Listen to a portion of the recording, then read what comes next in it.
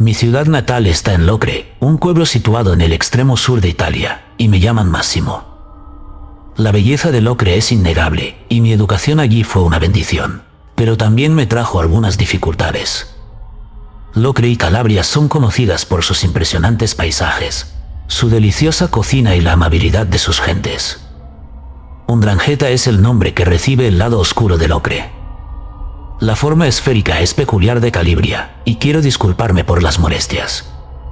La palabra 'Ndrangheta, que deriva de un término griego que significa valiente o heroico, ha quedado muy oscurecida en su significado y propósito. Debido al hecho de que los 'Ndrangheta no son considerados héroes, sino desafiantes, escoria, cobardes y plagados por cualquiera y todos los que tienen la desgracia de entrar en contacto con ellos. Cuando cumplí 14 años, mi madre me informó de que no podía seguir proporcionándome dinero. Mi asignación para gastos era modesta, como la de los niños estadounidenses, pero hubo un momento en que ansiaba más de lo que mi limitada asignación podía proporcionarme. En lugar de aumentar mi asignación, me pidió que alguien cercano me encontrara un trabajo. Tenía una pequeña cantidad de dinero para gastar en mi asignación semanal, pero no era significativa. Y finalmente, encontré empleo. Me informaron de que solo tendría unas horas para trabajar en bares apartados los viernes y sábados por la noche. Parece que mi madre pensó que me sentiría decepcionada porque ya no tendría la oportunidad de divertirme durante los fines de semana, pero en realidad fue todo lo contrario. Tenía mis reservas sobre el aburrimiento, como trabajar en un supermercado o en algo repugnante como el matadero. Pero mi experiencia de ver bailar y beber a mujeres hermosas fue esclarecedora. En la carretera más cercana a la playa, donde yo vivía, solo había 2 o 3 locales nocturnos diseminados por la zona baja, situados a lo largo de Etolio y Muelle. La razón de su dispersión se debía a que cada discoteca estaba dirigida por un distinto Unjungete Captain, también conocido como capo. El clan Unjungete incluía a todos los capo, pero no eran inmunes a los conflictos y rivalidades internas. Según el relato, sus ayudantes fueron enviados a sustituir a una persona misteriosamente desorientada que desapareció en el capo. El manifestante del capo afirmó que el hombre era su cuñado hasta que fue descubierto, y que por tanto tenía autoridad para asumir la responsabilidad tanto de su club nocturno como de la persona desaparecida. Instó a los Unjungete del capo, que son similares a los miembros de su propia banda, a que se marcharan para que su equipo pudiera hacerse cargo, pero los Unjungete originales se negaron. Su autobús desapareció, y el cuñado del hombre refutó la acusación acusando al otro capo. Las dos facciones discutieron durante algún tiempo, pero el Karemenae, que es similar al Consejo Superior, les ordenó que cesaran su actividad mientras buscaban al capo desaparecido. A pesar de no tener conocimiento del capo desaparecido, yo trabajaba en su bar.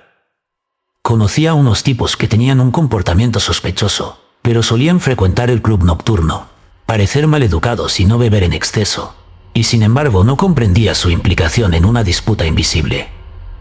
La palabra se empleó intencionadamente porque es donde se encuentra el Unjungete. En Estados Unidos, los gánsteres utilizan el color como símbolo y crean pintadas para marcar su territorio, pero en situaciones de bajo perfil no parecen tener el mismo impacto. Los Unjungete no son visibles para nadie. Están en compañía de su vecino, compañero de trabajo, hermano, primo, todos se conocen menos una docena de personas. Solo se mueven en la oscuridad, emergen de las sombras y vuelven a desaparecer. Un viernes por la noche, recuerdo haber llegado al Corso Vittorio Omunuela para empezar mi turno yendo en bicicleta. La discoteca en la que trabajaba no era el único lugar donde el low club puede estar activo a esa hora del día, especialmente los fines de semana. El local estaba abarrotado cuando entré. Había un gran número de personas tanto en el piso superior como en el inferior. El club se diseñó como un bar, algunas mesas para sentarse y la pista de baile situada en la planta baja a medida que llegan los invitados. La pista de baile es visible desde el balcón de arriba, pero no significativamente. El club estaba abarrotado, y yo subía y bajaba las escaleras para recoger botellas y copas. La cantidad de copas de vino vacías que acababa de recoger no era probablemente mucha para un chaval como yo. Le encargué al camarero que las lavara después de colocarlas encima de la mesa. Al girarme, divisé a un hombre que se acercaba al pequeño balcón. Nunca me lo había encontrado antes, y con la constante presencia de gente que llegaba, pude divisarlo casi de inmediato. Me pareció extraño su comportamiento, ya que la mayoría de la gente que entraba en el establecimiento iba directamente a la barra a tomar algo antes de bailar. Era como si este hombre estuviera mirando o observando a alguien alejarse de la barra y caminar directamente hacia el balcón. Observamos al tipo durante un breve instante, preguntándonos por qué permanecía inmóvil como si fuera una figura inmortal, hasta que llegó otra persona y volvimos al trabajo. Cuando salía del bar, un hombre extraño sacó algo del bolsillo de su chaqueta y lo arrojó al balcón. Dio un volantazo y se marchó, con tal tranquilidad que parecía que no había hecho nada malo. Caminaba hacia la entrada principal cuando le vislumbré, y luego se dio la vuelta para dirigirse al balcón. La idea de que hubiera tirado una botella o un vaso vacío a la pista de baile me hizo temer, y me pregunté cómo podía haber ocurrido sin ir al bar. Le siguió un estruendo. Al principio, estaba tan aterrorizada por el ruido y la conmoción de la explosión que casi me caigo de espaldas. No fue como la explosión de una película, y no hubo fuego de por medio. El ruido se produjo de repente, seguido de una bocanada de humo, y luego la música se detuvo, dejando solo a la gente gritando. Salí corriendo al balcón y vi a numerosas personas tiradas en la pista de baile, muchas de ellas doloridas y con heridas infligidas, y otras completamente inmóviles. Un número considerable de personas que no habían resultado heridas por la explosión empezaron a correr escaleras arriba para evitar a los heridos del club, pero muchos otros se quedaron y ofrecieron su ayuda. El camarero me indicó que me situara al pie de las escaleras y ayudara a los heridos a subirlas. Repitió la acción y poco después solo quedaban en el suelo los heridos más graves, con sus amigos luchando por detener la hemorragia de sus heridas.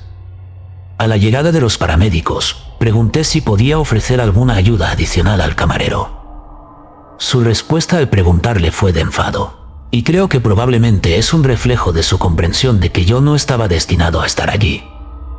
Cuando era niño, me pidió que le ayudara a socorrer a los heridos. Parecía sentirse culpable y me gritó diciéndome que le dejara en paz. Había deseado abandonar la zona en cuanto oí la explosión y vi a los heridos, pero por alguna razón decidí quedarme. Sospecho que fue más por curiosidad o inquietud. Tras darme cuenta de lo que había ocurrido, o al menos de que había sucedido algo realmente terrible, me alegré de volver a casa en bicicleta. Mi madre estaba al tanto de las sirenas y las luces intermitentes cercanas, lo que le hizo creer que yo tenía algo que ver con la situación cuando entré por la puerta con sangre en la ropa y lágrimas en los ojos. Se puede decir que lloré a lágrima viva cuando me abrazó. El miedo ya no estaba presente, pero la tensión se liberaba como un brío. Me sentí satisfecha de estar viva y reconfortada por su abrazo mientras regresaba a mi casa. La policía llegó al día siguiente para hablar del ataque conmigo. Durante el día hicieron una visita. Por la noche, los Andrunjeta vinieron a vernos. El nivel de detalle que mostraron fue mucho mayor que el de los policías. Hacían más preguntas, exigían información adicional y, evidentemente, tenían más ganas de identificar al individuo que activó el artefacto explosivo en la pista de baile que el personal policial. No estoy seguro de que llegaran a hacerlo, pero hubo muchas víctimas mortales. La violencia de Andrunjeta se desarrolla en gran medida en secreto y en los márgenes, pero la CRIE, en la zona cercana, vivió un estallido de violencia cuando los dos Andrinas rivales se enfrentaron entre sí. Mi madre me envió a Cosenza, una ciudad situada al norte de Laugri, a vivir con mis primos hasta que se calmara la situación. Al final volví a casa con mis padres, pero mi madre nunca volvió a ser feliz. Unos años después nos trasladamos a Reggio Calabria, donde vivimos desde entonces. Aunque echamos de menos Laugri, la acumulación de numerosos recuerdos desagradables ha hecho imposible estar en paz en este lugar. Me evoca el recuerdo de la sangre y los gritos. En el momento en que abracé a mi madre, me quedé mirando incrédula durante unos minutos antes de darme cuenta. La perseguía el monstruo silencioso e invisible que rondaba Calabria, que de repente se hizo ruidoso y perceptible cuando casi se lleva a su único hijo. En mis años universitarios, este suceso ocurrió antes de la llegada de los teléfonos móviles. Durante mi época de estudiante, asistí a una escuela en los Montes Apalaches. El colegio de la pequeña ciudad dejó claro que los residentes del pueblo no mostraban mucha preocupación por nuestros estudiantes. Ocurrió durante un frío invierno, cuando aún estaba en mi penúltimo año. Se contaba la historia de un lugareño al que le encantaba ir al club, un bar muy conocido y apreciado. La zona era un centro de actividad tanto para estudiantes como para gente del pueblo. Si se seguía el relato, este individuo aparecía los sábados por la noche y se enzarzaba en acalorados debates con los estudiantes. La semana pasada, un grupo de estudiantes estaba bebiendo cerveza cuando él, sin haber sido invitado, se sentó a una mesa. Permaneció en silencio y no fue recibido con calidez. Al final le arrebató el muslo a un alumno. Después de que el estudiante le agarrara por el brazo y le exigiera que le soltara, se lanzó a atacarles. Al parecer, todos los estudiantes fueron trasladados al hospital por las heridas sufridas durante la agresión. El dueño, que era de la zona, tampoco hizo nada al respecto. El sábado siguiente por la noche, sugerí a mis amigos que debíamos darle una lección a ese hombre. A mí me educó mi padre, que no quería que fuera una víctima y daba prioridad a cuidar de mis amigos. Para controlar el estrés y sobrellevarlo, jugaba al billar y al póker para ayudarme con los deberes. Conseguí revistas y me las envolví alrededor del torso con cinta aislante después de oír al pueblerino disfrutar, golpeando a sus víctimas en el plexo solar. Me metí una botella de Coca-Cola en el bolsillo de la chaqueta, aunque estaba vacía. Después de eso, esperamos hasta cerca de las 10 de la noche y nos dirigimos al bar, donde conseguí una mesa en la que solo quedaba una silla desocupada. Mientras tomábamos una cerveza fría con mi amigo, nos dijeron que estaba presente. Nos abstuvimos de mirarle y seguimos bebiendo. Al cabo de un rato, se acercó y se sentó en la silla de al lado. Le miré casualmente y sonreí. Sin estirarse, me agarró por la planta de la pierna. «Buenos días, tío». Mientras bebía otro sorbo de cerveza, mi expresión seguía siendo desfavorable. Me agarró el muslo con ambas manos y me miró sin decir nada. «Estabas sin duda en un viaje reservado». Al decirlo, todos mis amigos se pusieron histéricos. Todos en el bar se quedaron en silencio mientras miraban. Un buen pellizco de rapé de Copenhague estaba en mi mejilla y encías. Sus ojos se cerraron involuntariamente cuando escupí en uno de ellos. El asqueroso cayó de espaldas en cuanto le di un puñetazo en la garganta con todas mis fuerzas. Tropezó y acabó de espaldas. Desde detrás de la barra, el dueño gritó desde el exterior. Avanzamos por un callejón y rodeamos la ciudad. Cuando se acercó a mí, sus ojos estaban llenos de ira y furia. Mientras sacaba la botella de Coca-Cola de cristal, me agarré a ella por el cuello mientras él daba un golpe que yo no quería soltar. Me balanceé con fuerza, infligiendo un golpe brutal en su grueso cráneo. La conexión que sentí se tradujo en un ruido sordo muy satisfactorio. Su cabeza se hizo añicos y cayó al suelo. Le dimos patadas con nuestras punteras de acero mientras dábamos vueltas a su alrededor, y luego me coloqué bajo sus piernas antes de que pudiéramos darle una patada. Intentó levantarse, pero seguíamos pateándole enérgicamente y sudando. Intentaba quedarse quieto, pero acabó emocionándose y llorando como un recién nacido. Esto persistió durante un tiempo considerable hasta que finalmente nos encontramos con unas sirenas que hacían ruido. Salimos de allí lo más rápido que pudimos y grité, «¡Vamos!». A continuación nos informaron de que tenían que traer una ambulancia al bar para trasladar al individuo, inconsciente en una camilla. Es evidente que no volvimos pronto al club. Cuando volví al bar al año siguiente, observé una vez más a un ciudadano en silla de ruedas. Se parecía a él, pero su tamaño había disminuido y ya no se le veía tan torpe. Al cabo de un rato, me miró y perdió rápidamente el contacto visual. No dijo ni una palabra. Yo creía que lo había hecho por su cuenta. Se enfrentará a repercusiones por su comportamiento. Rosa es de Quillain, una localidad que está a unos 40 minutos de Glasgow y Escocia, donde me crié. Crecer fue una experiencia encantadora y tengo muchos recuerdos felices de ella. En mi adolescencia me resultaba increíblemente poco interesante. Durante mi infancia, solo vivían en Quillán unas 1500 personas, que era un pueblo pequeño. Se han pintado los pubs y se ha añadido una bonita cafetería y restaurante a la calle principal, pero antes no había entretenimiento para los jóvenes. La ubicación de Quillán es ideal para una pareja de ancianos que busque un lugar tranquilo para jubilarse, pero parecía el medio de la nada para adolescentes decididos. Mis amigos y yo solíamos viajar a Glasgow en el autobús número 10 todos los sábados, pero tardábamos 1 hora en completar el trayecto. A diferencia de las chicas que vivían en la calle y tenían que aguantar caminando o subirse a un taxi para volver a casa por 5 rupias, nosotras no teníamos más remedio que desembolsar $30 cada una para regresar.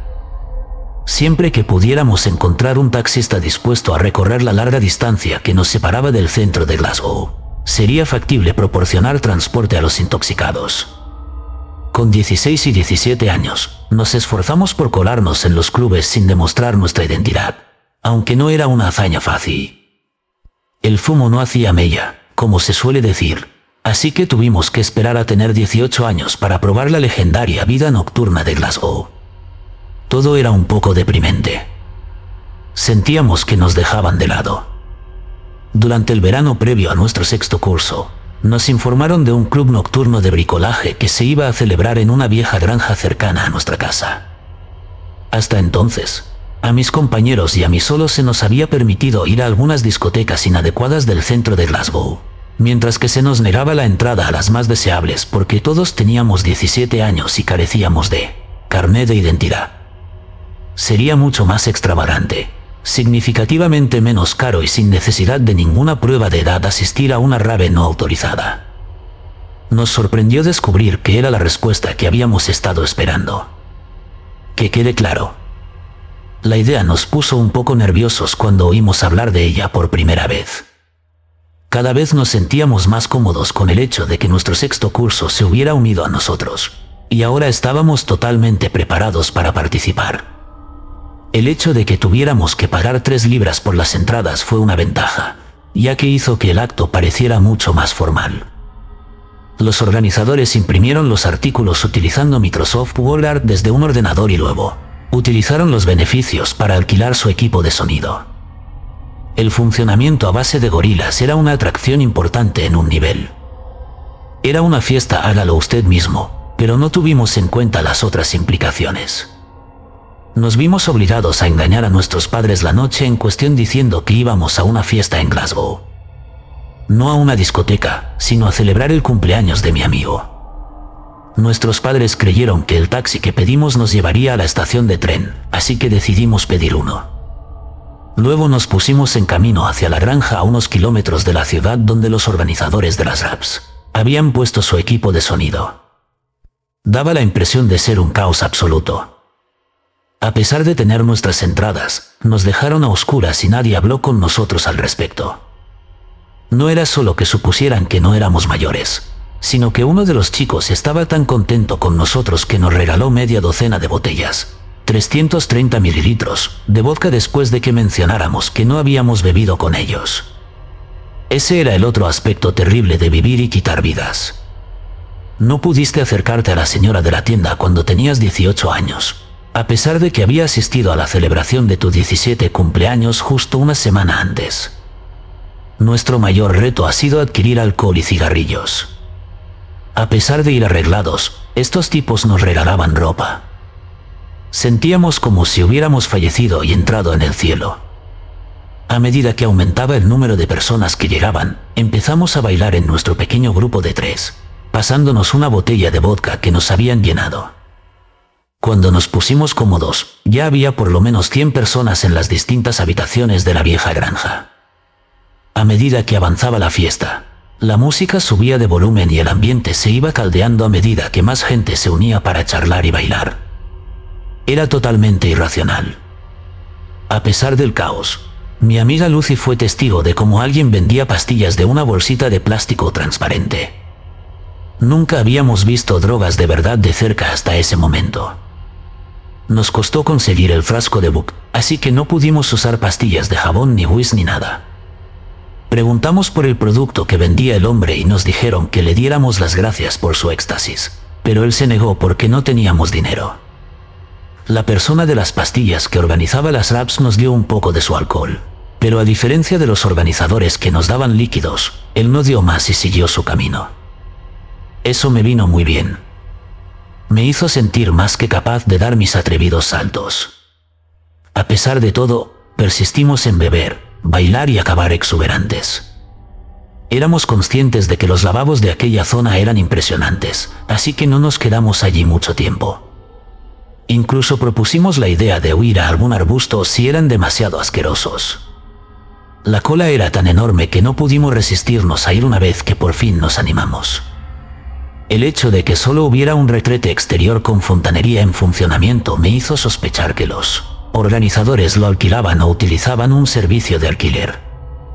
Los propietarios eran conscientes del uso que querían dar a la propiedad. Es poco probable que hubieran entregado las llaves tan rápidamente si hubieran sido conscientes. Los dos no pudimos esperar en la cola y tuvimos que hacer cola, así que decidimos pasar un breve momento antes de ponernos a la sombra. Un largo seto cubierto de maleza y una zona de árboles se encontraban justo detrás de la granja. Parecía una bonita zona cubierta, así que nos dirigimos hacia ella. Bordeamos el borde y luego nos adentramos en los árboles para encontrar algo más de cobijo. No queríamos que los chicos nos persiguieran y nos agarraran las mellizas, así que caminamos un poco para crear algo de espacio antes del seto. De repente, recuerdo que me miré el ojo izquierdo y me sentí horrorizada. Una chica de rasgos muy pálidos estaba apoyada contra un árbol y me miraba con mirada ambigua y desocupada. Su aspecto no era impresionante, pero tampoco daba miedo. Su repentina aparición me causó cierto temor. Tras la respuesta inicial, mis compañeros y yo empezamos a preguntar por su bienestar, ya que observé que parecía estar muy enferma. La chica se quedó muda. Sintiéndose indispuesta, no dejaba de murmurar con la mandíbula batiente. Simplemente deseo volver a casa. Cuando le preguntamos su nombre, respondió, no me encuentro muy bien. Tardamos varios intentos en preguntarle su nombre. Posteriormente, intentamos preguntarle si tomaba alguna medicación, pero al final llegamos a la conclusión de que necesitaba atención médica. En lugar de insistir en hacerle preguntas, decidimos evitar el uso de los brazos de nuestra amiga y empezamos a caminar hacia la granja. Pasamos algún tiempo recuperándola antes de sentarla finalmente contra un muro de piedra fuera de la granja, después de que hubiera conseguido rodear el borde y llegar hasta la casa. Tras pedir ayuda a los que se encontraban en los alrededores, nos sorprendió comprobar que algunas personas parecían desinteresadas. La niña fue ignorada por algunos individuos insensatos que se burlaron de su aspecto. Una persona que conocía a uno de los organizadores pudo localizarlos y confirmar que habían traído una furgoneta con todo el equipo de sonido, gracias a la buena gente que se presentó. Fue esencialmente el billete de la chica al hospital. En aquel momento no había teléfonos móviles disponibles y puede que en la granja se hubieran hecho algunas reparaciones de fontanería, pero no había ninguna línea telefónica que funcionara para que pudiéramos llamar a una ambulancia. Podíamos intentar encontrar la carretera más cercana y esperar que pasara algún coche, pero la situación era demasiado grave para esperar otra cosa. Un conductor que supiera conducir era esencial para nosotros si necesitábamos a alguien rápidamente. Uno de los organizadores era una buena persona que prometió llevarlo, así que esperamos pacientemente con la esperanza de que uno de sus amigos enfermos pudiera verla al pasar. Intentamos ponernos en contacto con la chica con sus nombres, pero su repetido uso de su propio nombre nos impidió comunicarle nuestra compatibilidad. Solo intentamos comercializar con ella para transmitirle cualquier oferta o información que pudiera ayudar a otros a identificarla. Parecía realmente sombrío, y cuanto peor era el estado de la niña, más ansiosos nos sentíamos. Sentimos un momentáneo alivio cuando apareció un organizador de una rave al enterarse de la emergencia. Le comunicamos que la chica había consumido demasiado alcohol, y al principio respondió positivamente diciendo que la llevarían al hospital. Esto es lo mínimo que puedo hacer sin ningún dramatismo. Su rostro se transformó cuando le presentamos a la chica en cuestión. Parecía haberla conocido a distancia o tener información sobre ella que nosotros no veíamos. Su expresión también experimentó un cambio significativo. Pasó de estar tranquilo y seguro de sí mismo a convertirse en el guerrero de la noche, y luego se dirigió a un grupo de jóvenes damiselas y casi se aterrorizó. Respondió a mi pregunta sobre el asunto diciendo que volvería en media hora y que simplemente necesitaba conversar con alguien. Al oír su expresión, le dije que no teníamos tiempo para eso y procedí a agarrarle de la muñeca mientras se marchaba. Reaccionó tirándome y luego me miró furioso antes de desaparecer entre la multitud. No debería haberle agarrado de esa manera, pero la sensación de impotencia se multiplicó por mí. Pasamos bruscamente de anticiparlo todo a vivir el momento presente. La situación no se tomó en serio, lo cual fue el resultado más desafortunado. A la chica semi-inconsciente se le acercaron unos borrachos y dijo: «Gallina, me parece bien volver a mi casa y dormir en un lugar seguro». Tuvimos que informarle de que no era divertido y de que la ingesta excesiva de alcohol puede causar enfermedades graves. En ese momento, uno de los chicos comentó: «No está muy pasada de copas. La pastilla que ha tomado no le sienta bien. El agua y una ambulancia son necesarios para ella». Le preguntamos por su percepción de ser un mensajero silencioso, que hablaba a los que habían llamado a su puerta. Respondió: «Porque fui testigo de que ella lo aceptaba. Volveré con la botella de agua». Fue en ese momento cuando empezamos a asustarnos, ya que se hizo evidente que la chica no había consumido una cantidad excesiva de alcohol. Estaba tomando una cantidad excesiva de éxtasis. Se encontraba en un estado de agotamiento, sudoración, confusión y empezaba a perder el conocimiento, lo que significaba que estaría en grave peligro si el responsable de organizar la furgoneta no la llevaba pronto al hospital. Cansado de esperar a que volviera, salí en su busca. Al cabo de unos minutos, le encontré, aunque no podía oírle. La persona con la que hablaba seguía manteniendo sus palabras. Me acerqué a él y le expresé mi deseo de llevar a la niña a un hospital, diciéndole: «¿A qué esperas?». Al darse cuenta de que le había seguido al interior, se puso furioso y me ordenó que abandonara el edificio y regresara en unos minutos. Sin embargo, me di cuenta de algo. El individuo que guardaba silencio era el mismo que se había ofrecido a vendernos pastillas apenas una hora antes. En lugar de dejar a la chica en peligro, el organizador se preocupó de que sufriera una sobredosis y dio prioridad al bienestar de su amigo traficante.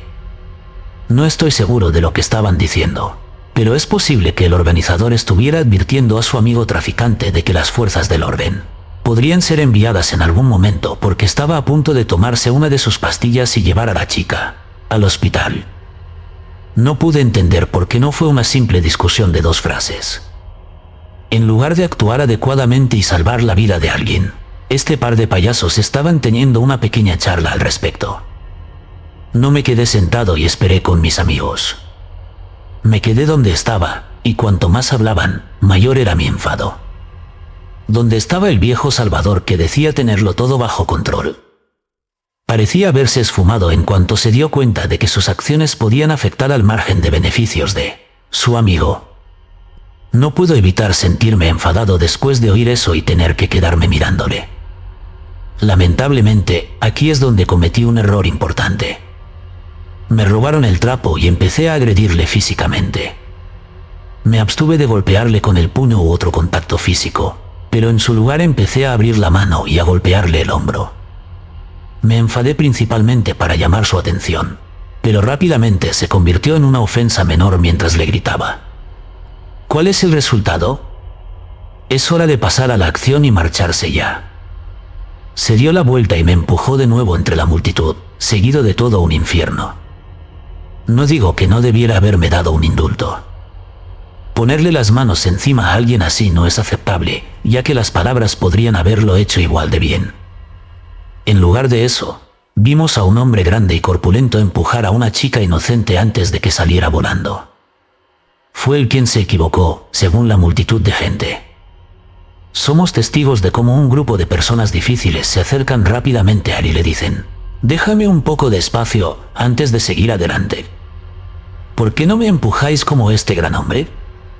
Deseaban darle una patada en la cabeza porque había empujado a una chica, pero puede que la traducción no fuera clara.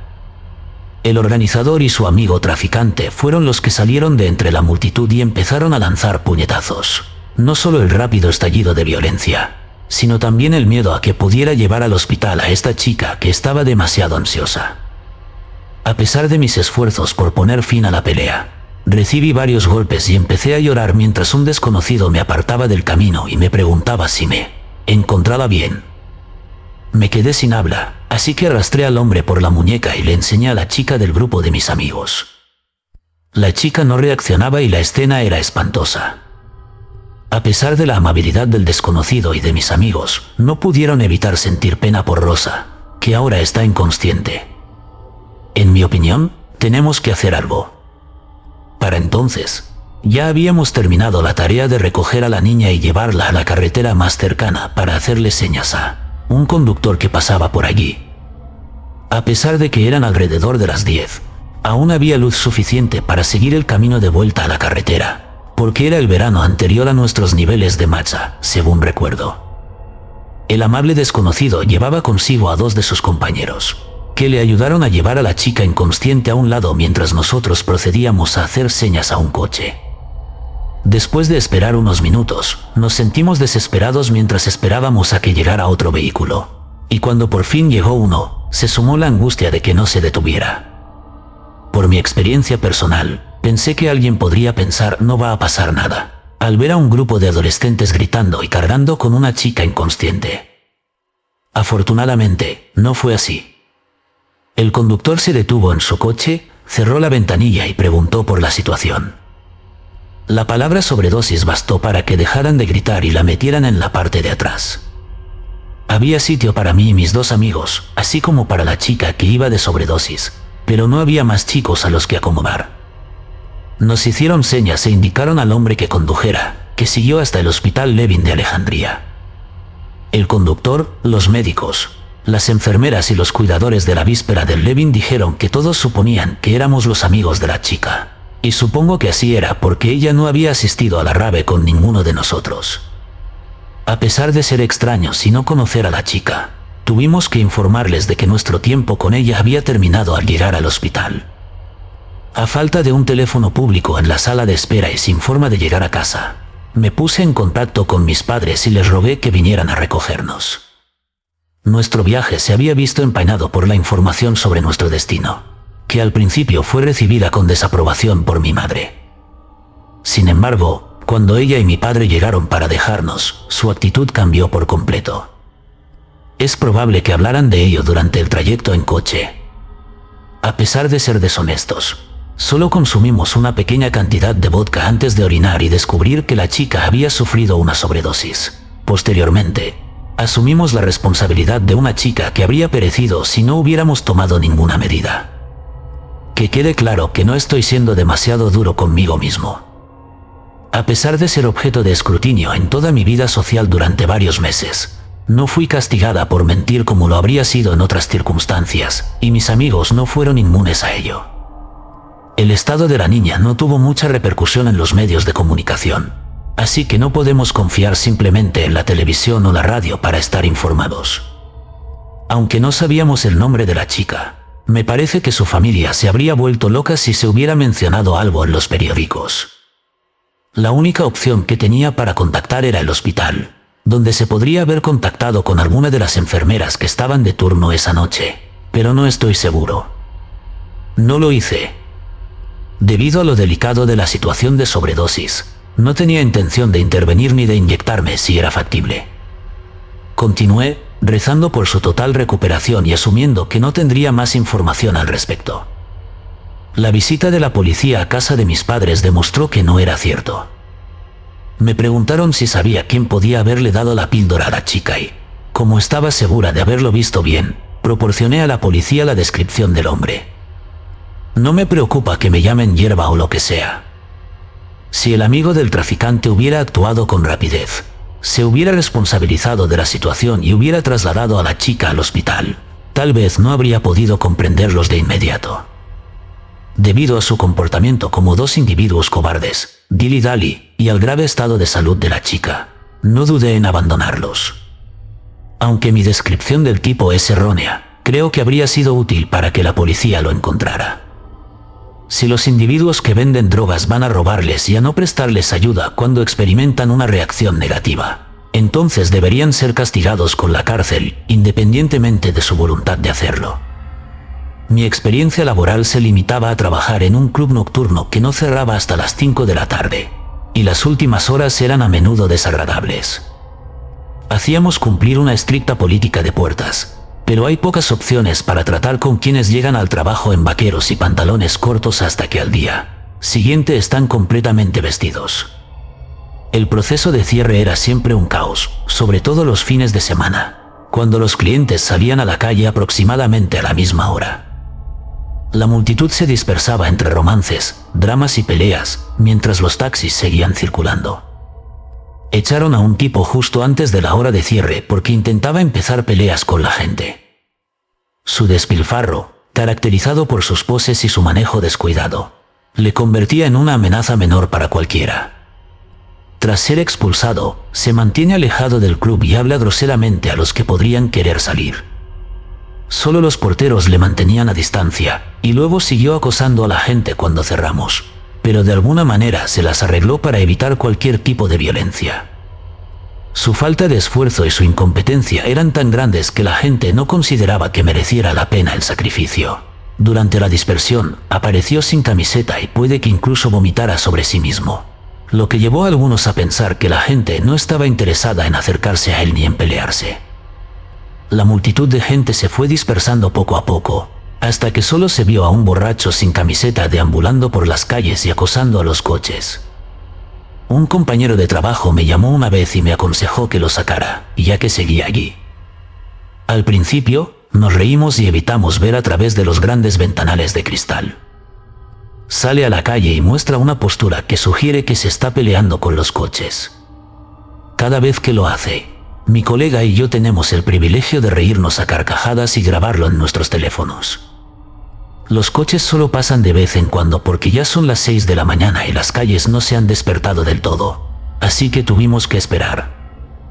De repente, un coche golpea al chico y le da una patada tan fuerte que nos sorprende el ruido que sale del bar. El conductor toca el claxon, se detiene brevemente y se aleja a toda velocidad. El conductor está eufórico mientras el tipo le da con el dedo y la derecha al coche, celebrando su pequeña victoria. Según mi colega, si persisten sus acciones, se causarán daño a sí mismos. Es cuestión de segundos que lo diga. El individuo que fue expulsado del coche y se quedó sin camiseta vuelve a toda velocidad. La fuerza de la colisión es tan grande que apenas puede moverse, pierde el equilibrio y sube y baja por los aires. Recuerdo que retrocedí por la ventanilla y me sorprendió la acción de mi colega. Pronunció repetidamente, «Dios mío, Dios mío». Al reaparecer el coche y dar marcha atrás sobre el tipo que yacía cerca, su voz se elevó para revelarlo, lo que hizo que pasara de hablar a gritar. Una cosa fue que vi al tipo estrellarse en el aire. Un recuerdo al que me aferraré el resto de mi vida. La visión de él siendo aplastado por los enteros inversos y ambos conjuntos teniendo su torso era algo que me gustaría poder olvidar hasta que me muera. Solo el sonido fue una de las cosas más desagradables que me he encontrado nunca. Gunt, que es solo el tipo de Gunt profunda. Cada vez era arrastrado por las ruedas.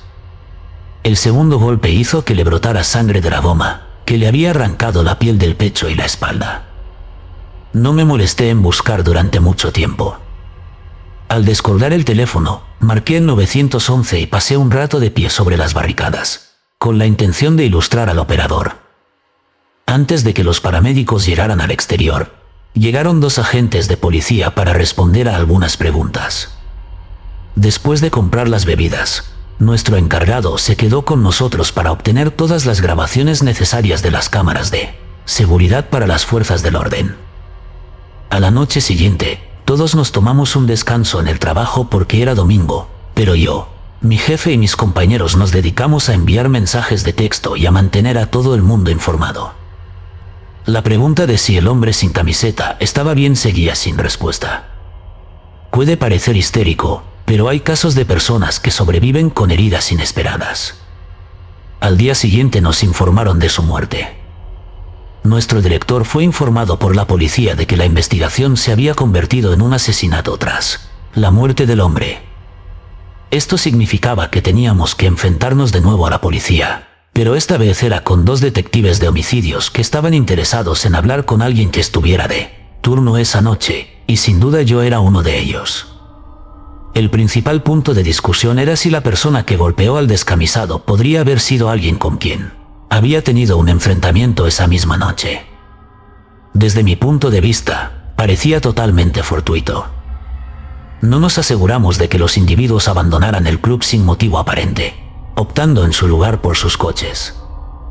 El descamisado tuvo la mala suerte de patear el coche de un individuo que estaba de mal humor y tenía que madrugar el domingo por la mañana. Sinceramente, eso es lo que me inquieta de toda esta situación. Sucedió tan rápido que el tipo tuvo que lidiar con conductores que en su mayoría hicieron caso omiso y se alejaron, solo para encontrarse con un psicópata que se dio la vuelta y le golpeó antes de darle marcha atrás. Por eso mantengo un alto nivel de cortesía hacia los demás, especialmente en momentos de tensión. La gente no debe acercarse a mí sin más. Es posible que una persona mantenga una actitud firme pero cortés, haga concesiones y establezca límites. Mi deseo es ser lo bastante responsable como para provocar la inclinación de un psicópata que ha estado esperando pacientemente a que alguien descargara su ira contra mí. La persona en cuestión no es el psicópata que busca problemas, así que, por favor, no tengas miedo de defenderte. El auténtico psicópata, el que experimenta emociones intensas y reacciones que ponen los pelos de punta cuando ve algo rojo, es el tipo que lleva a cabo un comportamiento terrible. Hay individuos que me dan miedo, pero los hay que te matan. Experimenté algo verdaderamente aterrador en una de las noches más tranquilas de mi vida. En Londres, tuve la oportunidad de trabajar en bares y clubes nocturnos. A lo largo de mi periplo de 7 años, he visitado 9 locales diferentes y no deja de sorprenderme la cantidad de sitios que visito. De vez en cuando dejaba un local por un sueldo mejor, pero podía ser porque mi jefe o mis supervisores no me apoyaban. Tras una experiencia aterradora que me dejó pesadillas durante años, en una ocasión presenté mi dimisión. Enero suele ser el mes más tranquilo del año, como afirman quienes han trabajado en bares y discotecas. Durante las Navidades, todo el mundo experimenta una gran borrachera y luego se esfuerza por mantener el dinero y la cintura hasta el Año Nuevo.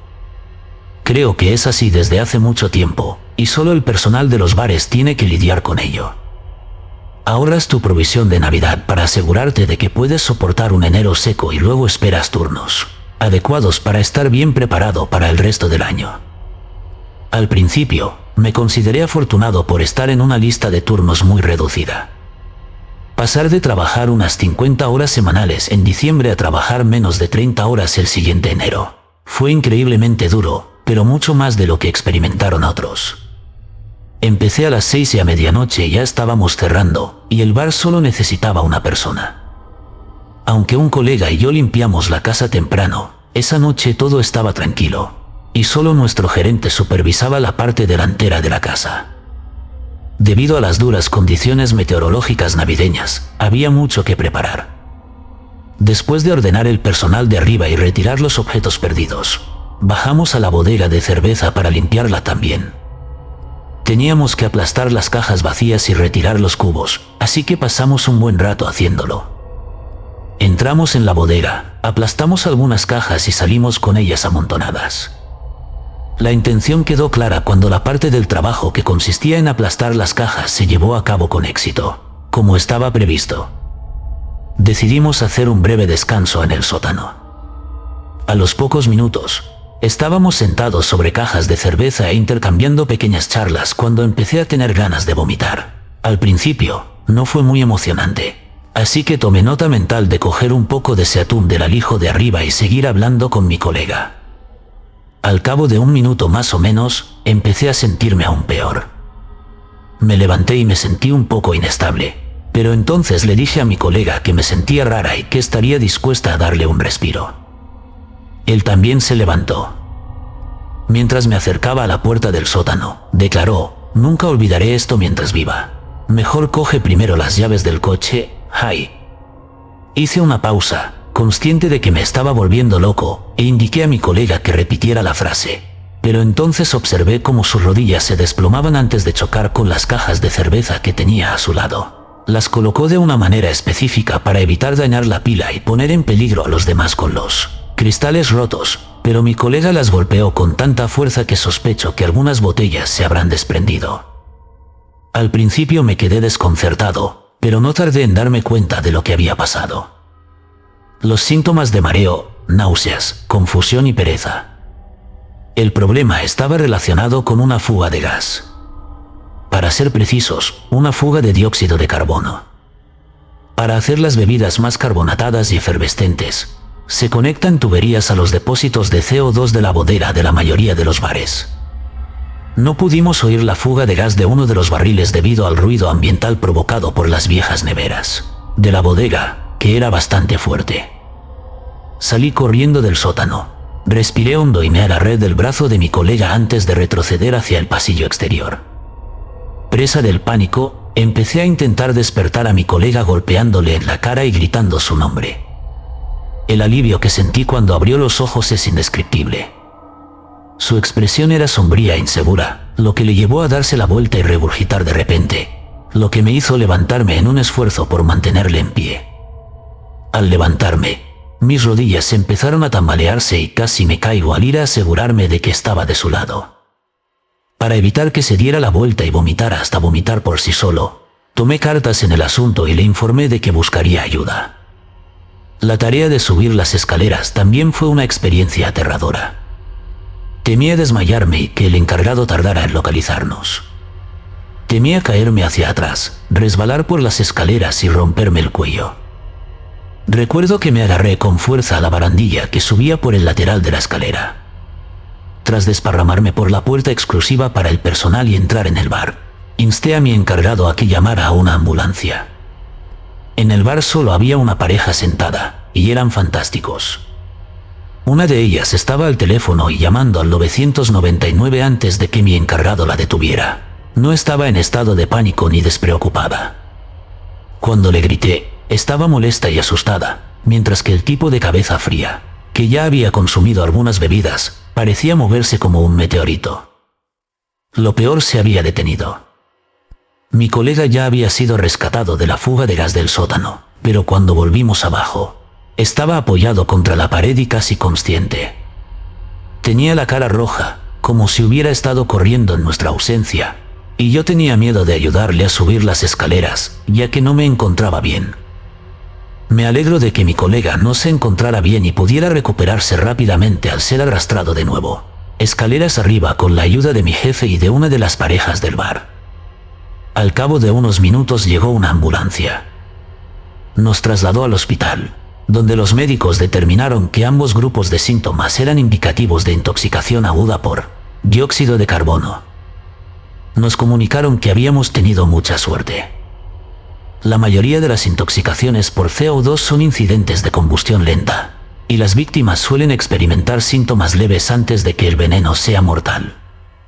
En nuestro caso estábamos expuestos a una concentración mucho mayor de monóxido de carbono debido a que se estaba bombeando al sótano a una velocidad alarmante. Los médicos estaban seguros de que si mi colega y yo nos hubiéramos desmayado juntos en el sótano o yo no hubiera subido las escaleras, esa noche habría habido una víctima mortal. Nuestra encargada estaba cerrando el bar después de hacer una llamada de emergencia a sus superiores mientras nos atendían. Yo pude irme a casa esa noche, pero mi colega no. Yo no había experimentado ninguna reacción importante, pero él sí. Los médicos intentaron explicar el motivo señalando múltiples factores, pero no pudieron determinar la causa exacta sin un estudio y una observación minuciosos. Se quedó a pasar la noche y el bar estuvo cerrado unos días. Sin embargo, durante ese periodo mantuvimos el contacto telefónico y hablamos del futuro. Al final, ambos llegamos a un acuerdo sustancial y generoso con el grupo financiero propietario del bar. Aunque pueda parecer extraño, su razonamiento fue que fallecimos poco después. Tenían previsto presentar una demanda contra la empresa que fabricó la bombona de gas con fugas. La mujer con la que hablé me informó de que iban a cogerlas, darles la vuelta y sacudirlas hasta que desapareciera todo el dinero. Eran conscientes de sus posibilidades de ganar y ganar una cantidad considerable de dinero en el proceso. No se atrevían a emprender 2 procesos judiciales simultáneamente. Los gastos legales se duplicaban al tiempo que conseguían el mismo resultado, por lo que se trataba de un pago rápido. No sé cuánto ofrecieron, pero fue suficiente para hacernos reconsiderar la contratación de abogados. Tenía suficiente dinero para vivir cómodamente de la tierra mientras buscaba otro trabajo, y además era algo que siempre había querido hacer en un día lluvioso. Ya no trabajo en bares o clubes nocturnos, y ya no siento lo mismo. Sin embargo, siento añoranza por la gente. Es una tarea difícil. Desarrollaba un fuerte vínculo con sus colegas, un trabajo poco habitual. Tras el colapso de mi colega, no pude resistirme a volver corriendo a la misma zona para rescatarlo. Si se invirtieran los papeles, soy consciente de que habría hecho lo mismo. Creo que es la naturaleza humana, y quizá mi intento de comparar las pintas de Polonia con un grupo de hermanos sea una tontería, pero sigo manteniéndolo.